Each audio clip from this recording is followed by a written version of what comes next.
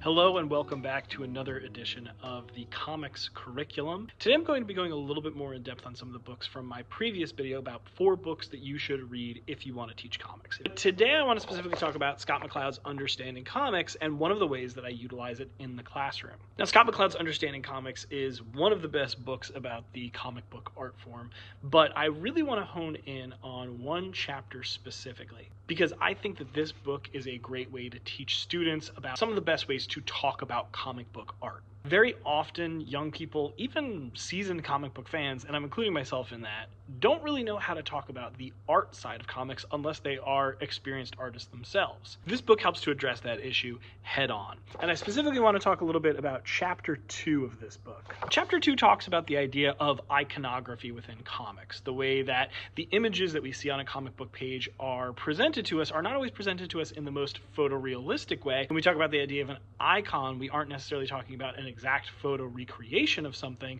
but rather an image that represents that idea, whether an actual physical object or abstract philosophical concept. So while we're on the subject of things that are abstract, one of the things that Scott McCloud illustrates for the reader in this chapter is this range of realism within drawing. You can see right here, he starts off with an image that is essentially a photo of someone, and then as we move from left to right down the page, the image becomes more and more abstract. There are fewer and fewer details presented of the original image until we get to the most basic, the most iconic, to use Scott McCloud's language, form of a face, which is simply 2 dots, a line, and a circle. And I often say to the students that we recognize that as a face from a very young age. If I draw 2 dots and a little smiley line, my 2-year-old will recognize that as a face, as a smiley face.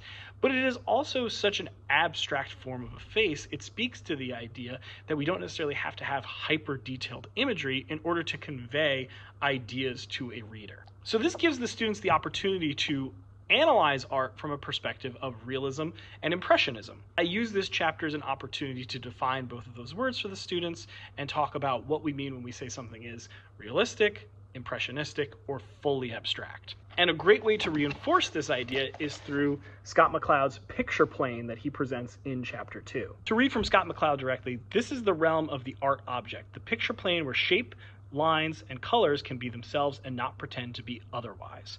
Below me, the area described by these 3 vertices, reality language and the picture plane, represents the total pictorial vocabulary of comics or of any of the visual arts. So the plane on the left-hand side, reality to total abstraction, the picture plane, where we go from an image of a human being to essentially just 3 or 4 random shapes.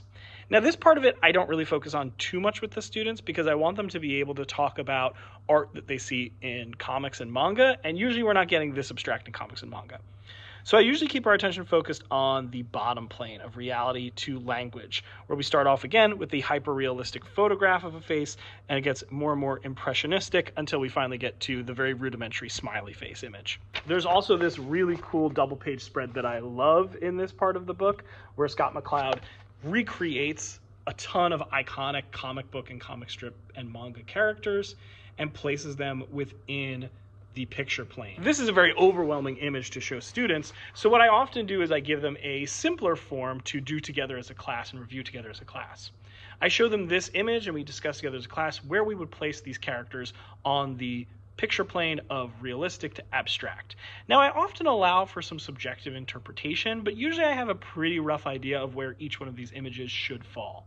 I also allow for some flexibility so students can rank them as a 1, 2, 3, 4, or 5, but I'll allow them to be ranked as, say, a 2.5, 3.5, etc. From there, I give the students a copy of their own version of the picture plane, and I ask them to take a look at a series of comics that I've left out for them. Usually I do this after an introduction to Steve Ditko and Jack Kirby, and I have them analyze the art of Ditko and Kirby specifically.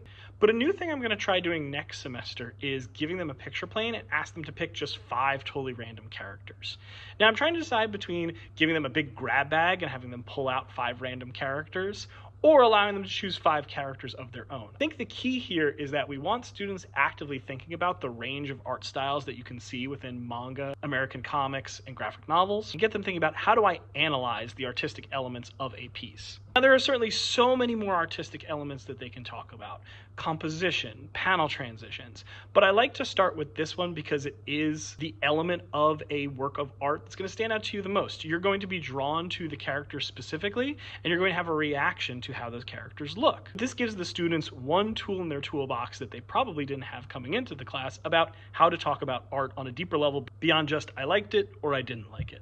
And this one simple lesson will then blossom into all the other units going forward, where I will repeatedly bring up that question of where would we rank the realism of this particular artist's work. This will also culminate in our end of unit project, where the students will do some independent reading and have to write an essay analyzing the artistic elements of the work, including the realism. So tell me what you think. Are there ways that you in your class would try to introduce writing about art to your students? Have you tried any methods before that you find are very effective in getting students engaged with art on a deeper level? If you want to learn more about different ways to use comics in your classroom, be sure to like and subscribe, and share this video with any teachers who you think would be interested in the same topic.